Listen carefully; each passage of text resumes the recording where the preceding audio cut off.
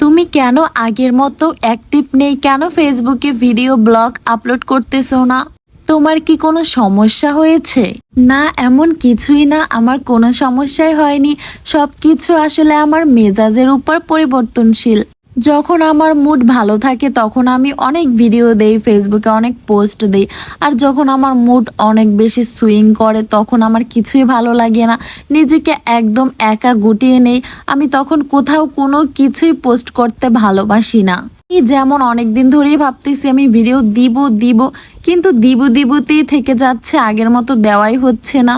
কিন্তু এখন মনে হয় যে না, অনেকদিন হয়ে গিয়েছে, আমার আসলে কিছু শেয়ার করা উচিত। তো ভাবতেছি এখন থেকে রেগুলার হয়ে যাব, মানে হালকা পাতলা ওই টুকটাক ব্লগিং, রিলস আপলোড করব।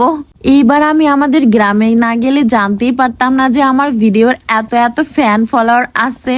তো সেই জন্যই আমি আবার নতুন করে ব্লগিং শুরু করব। টাটা সবাইকে।